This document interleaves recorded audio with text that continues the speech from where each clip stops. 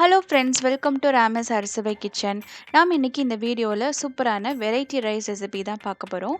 Karnataka style வாங்கி பாத் எப்படி செய்யலாங்கிறதான் பார்க்கலாம். வீடியோக்குள்ளே போகிறதுக்கு முன்னாடி சேனலை ஃபஸ்ட் டைமாக பார்க்குற ஃப்ரெண்ட்ஸ் சப்ஸ்கிரைப் பண்ண மறந்துடாதீங்க. கூடவே இருக்கிற பெல் ஐக்கானை கிளிக் பண்ணிக்கோங்க. அதில் ஆல் ஆப்ஷனை செலக்ட் பண்ணிக்கோங்க. இந்த வாங்கி பாத் செய்கிறதுக்கு ஃபஸ்ட்டு இந்த பவுடர் ரெடி பண்ணிக்கலாம். அதுதான் ஸ்பெஷல். நல்ல ஒரு ஃப்ளேவர் கொடுக்கும் அந்த பவுடர். அதுக்கு ஒரு வெறும் கடாய் எடுத்துக்கோங்க. கடாய் நல்லா சூடான பிறகு 1.5 டீஸ்பூன் அளவுக்கு கடலை பருப்பு சேர்த்துக்கலாம். அதே அளவுக்கு உளுந்த பருப்பு சேர்த்துக்கோங்க. 1.5 டீஸ்பூன் அளவுக்கு உளுந்தம் பருப்பு. இது நல்லா செவக்க வறுத்துக்கலாம். ஒரு மீடியம் ஹீட்டில் நல்லா செவக்க வறுத்துக்கோங்க. இதில் 1 டீஸ்பூன் அளவுக்கு மல்லி விதைகள் சேர்த்துக்கலாம். 1/2 டீஸ்பூன் அளவுக்கு சீரகம் சேர்த்துக்கலாம். நல்லா ரெண்டுமே நல்லா பொரிஞ்ச பிறகு ஒரு 10 போல் மிளகு சேர்த்துக்கோங்க. இந்த பெப்பர் சேர்த்துட்டு நல்லா நம்ம ரோஸ்ட் பண்ணிக்கலாம். நல்ல ஒரு சூப்பரான ஒரு ஸ்மெல் உங்களுக்கு வரும். நல்லா அந்த ஸ்மெல் வர வரைக்கும் நல்லா ரோஸ்ட் பண்ணி எடுத்துக்கலாம். இதில் ஒரு சின்ன துண்டு பட்டை சேர்த்துக்கோங்க. 2 கிராம்பு சேர்த்துக்கலாம். ஒரு 1/4 டீஸ்பூன் அளவுக்கு வெந்தயம் கடைசியாக இறக்கம் போகும்போதுக்கு முன்னாடி சேர்த்துட்டு ஒரு 2 தடவை நல்லா வறுத்துட்டு அதுக்கப்புறம் இறக்கி வச்சுக்கோங்க. நான் வெந்தயம் சேர்த்து தான் வறுத்து வச்சுருக்கேன். அது வீடியோவில் தெரியல. ஆனால் 1/4 டீஸ்பூன் அளவுக்கு வெந்தயம் சேர்த்துக்கோங்க. அது நல்லா வறுத்த பிறகு தனியாக எடுத்து வச்சிடலாம். இப்போ அதே பேனில் 1 டீஸ்பூன் அளவுக்கு எண்ணெய் சேர்த்துக்கோங்க. இதில் ஒரு 1/4 கப் அளவுக்கு தேங்காய் சேர்த்துக்கலாம். நறுக்கின தேங்காய் இல்லைன்னா துருவின தேங்காய் இது வேணால் சேர்த்துக்கோங்க. சேர்த்துட்டு நல்லா அந்த எண்ணெயில் நல்லா நம்ம ஃப்ரை பண்ணிக்கலாம். உங்கள் காரத்துக்கு ஏற்ப வரமிளகா சேர்த்துக்கோங்க. நான் 5 வரமிளகா சேர்த்துக்கிட்டேன். இந்த தேங்காயும் அந்த வரமிளகாவும் நல்லா நல்லா புரிஞ்சு நல்லா ப்ரௌன் ஆகும். அந்த அளவுக்கு நல்லா வறுத்து இதை தனியாக இறக்கி வச்சுட்டு அதை அந்த மசாலா கூட சேர்த்து ஒரு பவுடர் மாதிரி ரெடி பண்ணி வச்சுக்கோங்க. அதே கடாயில் ஒரு 4 டீஸ்பூன் அளவுக்கு எண்ணெய் சேர்த்துக்கலாம். இதில் ஒரு 2 டேபிள் ஸ்பூன் அளவுக்கு பீனட்ஸ் சேர்த்துக்கோங்க. கடலைப்பருப்பு சேர்த்துக்கோங்க. பச்சை கடலைப்பருப்பை நான் சேர்த்துக்கிறேன். அதனால் நல்லா கிறிஸ்பியாகிற வரைக்கும் நல்லா ஃப்ரை பண்ணிக்கலாம். இப்போ கடலைப்பருப்பு நல்லா வெந்துருச்சு. அது நல்லா ஃப்ரை ஆகிடுச்சு. இதில் வெறும் 1/2 டீஸ்பூன் அளவுக்கு மட்டும் கடலைப்பருப்பு சேர்த்துக்கலாம். ஏன்னா ஏற்கனவே நம்ம அரைக்கிறதுக்கு சேர்த்துருக்கோம். அதனால் கொஞ்சோண்டு சேர்த்துக்கலாம். 1/2 டீஸ்பூன் அளவுக்கு கடுகு உளுந்த பருப்பு சேர்த்துக்கோங்க. 1/2 டீஸ்பூன் அளவுக்கு சீரகம் சேர்த்துக்கோங்க. இதெல்லாம் நல்லா பொரியட்டும்.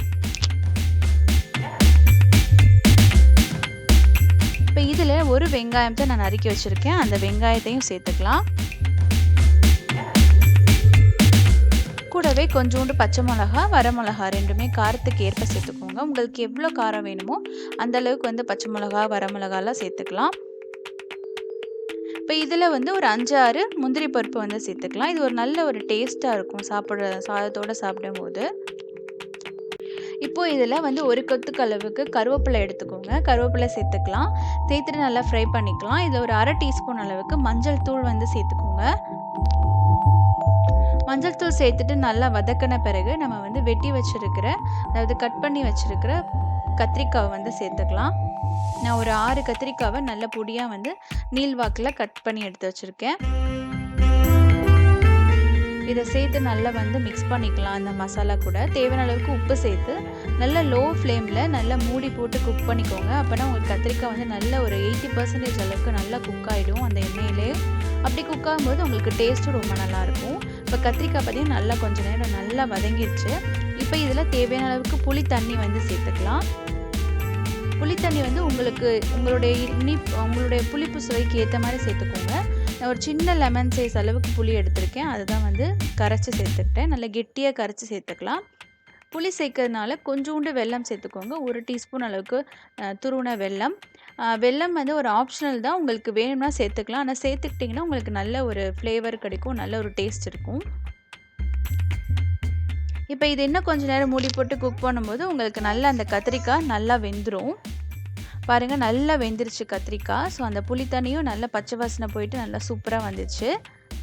இப்போ நல்லா கத்திரிக்காய் வெந்த பிறகு தான் நம்ம பவுடர் சேர்க்குறோம். நான் அரைச்சி வச்சுருக்கிற அந்த பவுடரை, அந்த வாங்கி பாத் பவுடரை சேர்த்துக்கலாம். நம்ம இவ்வளவும் சேர்க்க போகிறதில்ல. ஒரு 1.5 டேபிள் ஸ்பூன் அளவுக்கு நான் சேர்த்துக்கிட்டேன். பெரிய ஸ்பூனில் 1.5 டேபிள் ஸ்பூன் அளவுக்கு சேர்த்துட்டேன். எனக்கு சாதம் பார்த்திங்கன்னா ஒரு பெரிய கப்பில் ஒரு 1.5 கப்பு வரும் சாதம். ஸோ அதுக்கேற்ற மாதிரி தான் நான் பவுடர் சேர்த்துருக்கேன். இப்போ வந்து சாதம் ஏற்கனவே நான் வேக வச்சுட்டு ஆற வச்சு எடுத்திருக்கேன். அந்த சாதத்தை தான் சேர்த்துக்கலாம். சாதம் சேர்த்துட்டு நல்லா வந்து மிக்ஸ் பண்ணிக்கோங்க. இதில் வந்து உப்பு பத்தலாட்டி உப்பு கொஞ்சம் கூட சேர்த்து நல்லா வந்து மிக்ஸ் பண்ணிக்கோங்க. இது வந்து நீங்கள் லஞ்ச் பாக்ஸுக்கு கொடுத்து அனுப்பலாம். இல்லைனா நீங்கள் ஏதாவது வெளியே ட்ராவல் போகும்போது நீங்கள் இந்த மாதிரி செஞ்சு எடுத்துகிட்டு போகலாம். சூப்பராக இருக்கும். கடைசியாக ஒரு டீஸ்பூன் அளவுக்கு நெய் சேர்த்து இறக்கிட்டிங்கன்னா ஒரு கமகமன்னு உங்களுக்கு வாங்கி பாத் ரெடி ஆகிடும். டேஸ்ட்டும் ரொம்ப சூப்பராக இருக்கும். இதில் நம்ம புளி, இனிப்பு அப்புறம் வந்து காரம் எல்லாமே இருக்கிறதுனால உங்களுக்கு சீக்கிரமாக அவ்வளோ சீக்கிரம் கெடாது. அதனால் நீங்கள் வந்து ட்ராவலுக்கு கூடமே நீங்கள் எடுத்துகிட்டு போகலாம். சூப்பரான ஒரு வாங்கிபாத் ரெசிபி கண்டிப்பாக ட்ரை பண்ணி பாருங்கள். இந்த வீடியோ உங்களுக்கு பிடிச்சிருந்தா சேனலை மறக்காம சப்ஸ்கிரைப் பண்ணிக்கோங்க. லைக் பண்ணுங்கள், கமெண்ட் பண்ணுங்கள், உங்கள் ஃப்ரெண்ட்ஸ் அண்ட் ஃபேமிலிக்கு ஷேர் பண்ணுங்கள். தேங்க்யூ ஃபார் வாட்சிங். நெக்ஸ்ட் சூப்பரான வீடியோவில் சந்திக்கலாம்.